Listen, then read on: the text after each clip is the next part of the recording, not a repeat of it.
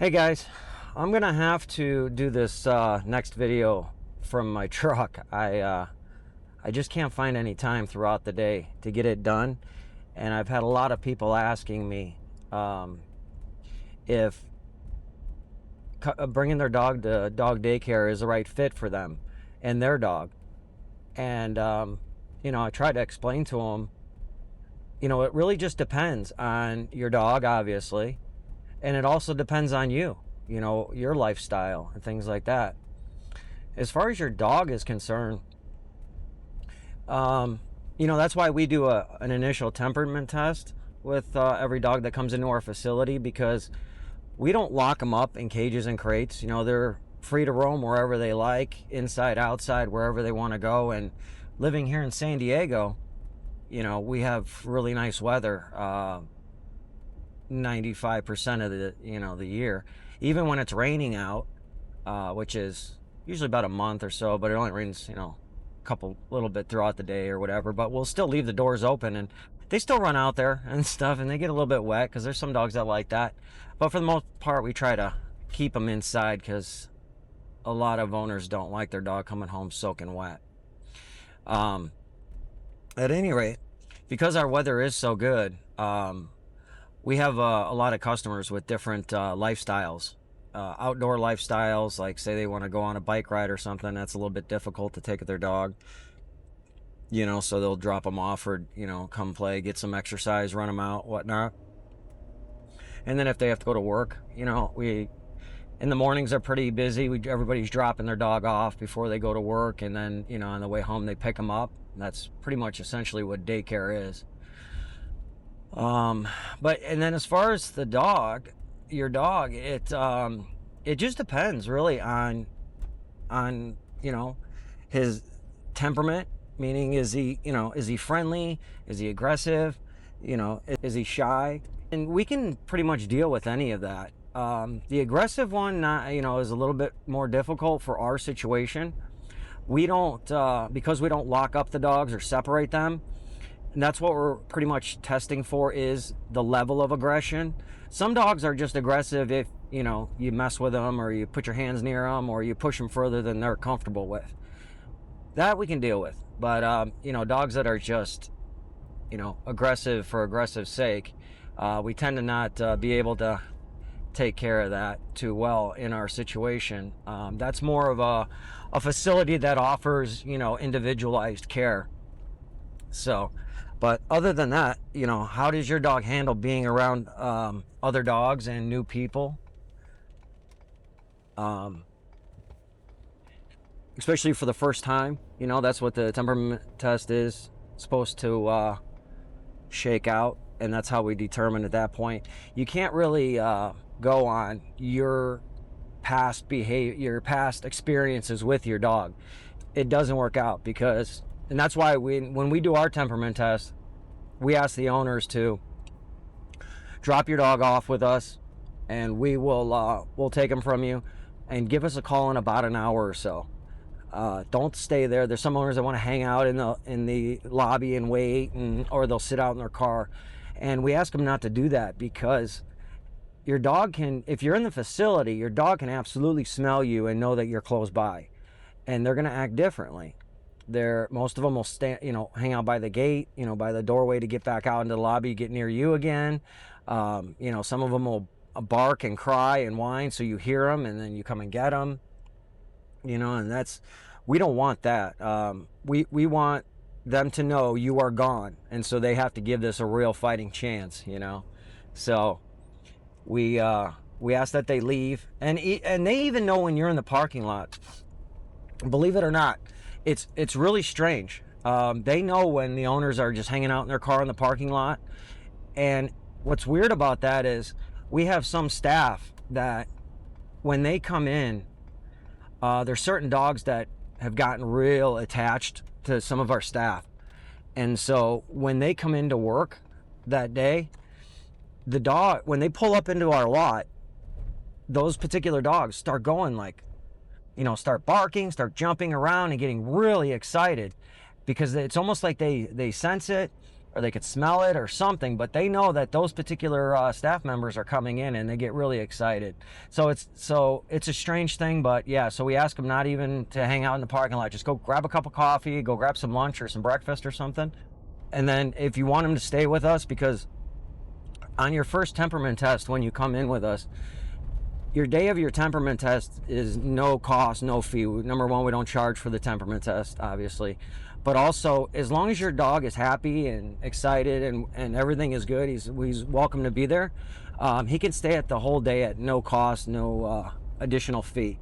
And we actually ask that you do that. We prefer that because, yeah, we only do a 1 hour temperament test, but it really takes more time than that to really assess if your dog is being happy in the facility. You know, it takes more than an hour to really truly assess that. With the hour, we can just assess, you know, the rough parameters, if he's going to be okay or not, you know.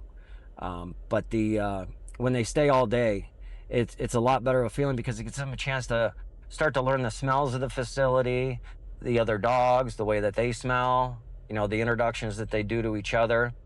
They get to know our staff, the layout of the facility. Because when they first come there, when you first drop them off, they're going to be very shy and hesitant because for most dogs, their experience with you putting them in a car and taking them somewhere has not been a good experience. It's usually you've taken them to the vet and they've gotten in the vet and gotten poked and prodded, and it's been a very stressful experience for them. So they typically don't like that. And that's been their experience. So now you put them in the car, you take them to us, you know, they're thinking the same thing again. So it takes a while for them to learn that it's just, this is somewhere that I'm supposed to hang out and have fun and relax and enjoy being here. And also, we also ask that if you need to board with us, that you bring them in for daycare a couple of times before you need to actually, you know, leave them with us overnight. And the reason for that is, again, we want them to feel comfortable in our facility, get to know our staff and the facility and the smells and everything, and know that you're going to come back and get them. They're not, you're not abandoning them. You know, this is just somewhere that I'm hanging out, having fun, and then my owner's going to come back and get me at some point. When people don't ever take them anywhere or anything, and then they drop them off with us, do a temperament test, and then just, you know, leave them with us for a day or two. Dogs tend to, you know, not like that too much, and sometimes they could, you know, start to regress a little bit, show signs of maybe a little slight depression, things like that. And we prefer not to do that if we can help it. I mean, ultimately, it's your dog, and you know what's best for your dog. So we'll honor whatever, you know, you want us to do. But when people ask us what our advice is, our advice would be to bring them for daycare a couple of times, let them get used to the facility, and then go ahead and, you know, if you have a trip coming up, or, you know, you need to leave town or something for a night or two or a week or whatever, go ahead and do that at that point. But other than that, the actual dog itself, as far as, you know, who benefits and things like that, it could be a dog at any age. The puppies, we get a lot of puppies. Usually around, you know, early in the year. We'll start to get a lot of young puppies, and I don't know if this is true. Just seems like my experience. I feel like that before winter hits, I feel like Mother Nature makes animals and dogs like have their pups and their litters and stuff before the winter, you know, kind of takes effect, and they can protect them for the winter months. So if that's true, by the time the beginning of the year starts, they're already, you know, 4, 6 months, 8 months old. They're tearing up, you know, your house. They're ripping up your favorite chair and, you know, going crazy, and you just can't deal with them. You've had enough, and you can't deal with their energy. You can't deal with the level of excitement. You're over it, and you're looking for somewhere to just get that energy out. You'll take them for a walk. You'll take them to a dog park or something, and they will run around, and you just cannot get that energy out. It's it's because they have that puppy energy. You know, they need like hours and hours and hours of running around, and they need the mental exhaustion also. And they get that by being around other dogs. You know, all their senses are firing, their smells, their hearing, all that. They get that exhaustion mentally and then also physically. So then when you come and pick them up at the end of the day, they are done. You know, they go home and they pass out. And a lot of owners really like that, you know, because they just to their ends wits with the puppy. You know, they've chewed up your favorite socks, they've done all that stuff. And so it works out well for the puppy also, because when the best time to train a dog is not when they're amped up with energy and excitement. The best time to train the dog is when they're a little bit worn down a little. So like, say you want to train your puppy, which the best thing to do is bring them over to the daycare, give it, you know, 4 or 5 hours at the daycare, let them run out all that puppy energy, get rid of it. And then when they come home, then you can train them, you know, your sit, stays, you know, all the things that you want to train them, you know, go get you, you know, your favorite drink, or, you know, whatever you want to train your dog to do. A puppy needs to have that initial energy worn out first. So you bring them to us, any daycare, but you let them get all that puppy energy out, and then they're more apt to listen to the commands, and they're not just jumping all over when you're trying to get them to sit down and listen to you. So that's the best time for a puppy. Older dogs, you know, we have a lot of older dogs that come to us too, because as they get older, they get tired. You know, they just sit around the house all day, and you know, it's good for older dogs to get the mental stimulation.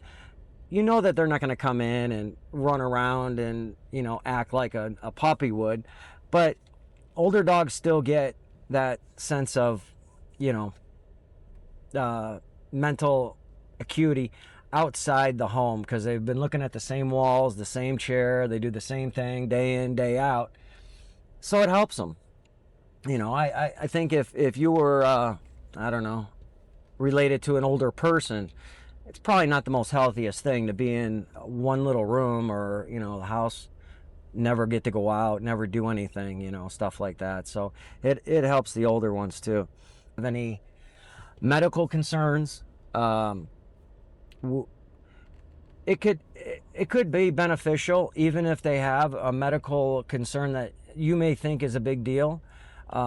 We may not. So you definitely want to give us a call and find out if we can, you know, if a facility can handle it. For instance, we have some dogs that come to us and they have periodic seizures. We have dogs all the time that have seizures. It's really not that big of a deal if a dog's having a seizure. We know how to handle it. We can separate them from the other dogs when the seizure kicks in. We know what to look for. And what we do is we'll contact the owner right away. Just let them know that they had a seizure. So not to come and get them and do all that, because really there's nothing you can really do for that. But what we like to let the owners know, because like my own personal dogs, I have a couple of my dogs get seizures as well. And when they get a seizure, I like to mark it down in the calendar, because then when they go to their vet checks, I let the vet know that, hey, you know, they've gone every month, once a month they've been getting a seizure, you know, they've getting 2 seizures, 3 seizures, and he can adjust the medications, things like that. So that's why we like to let the owners know if they're having any sort of medical concerns like that, any conditions. If they take medications, it's not a big deal. Just if they need to take it while they're with us, you just let us know, you hand it to us, let us know when they need to take it, and we'll be sure to give them any kind of medication they need, anything like that. But as far as if they should go to a daycare or shouldn't they, it all really depends on your dog. How long is he sitting at home alone? Do they just sit there and have no stimulation or anything? If they're there all day long while you're at work, it might be a good idea, at least maybe a couple times a week, You know, it doesn't have to be every day, but just to get them out. You know, it depends on your schedule, your lifestyle. So all those things can be assessed when they come in for the initial temperament test. And then you have any questions, the best thing to do is write your questions down. And when you bring your pup in for the temperament test or the initial consultation, is ask all the questions you have then. And I'm sure whoever you bring them to would be happy to answer any questions you might have and see if it's a good fit. Good luck to you. Take care.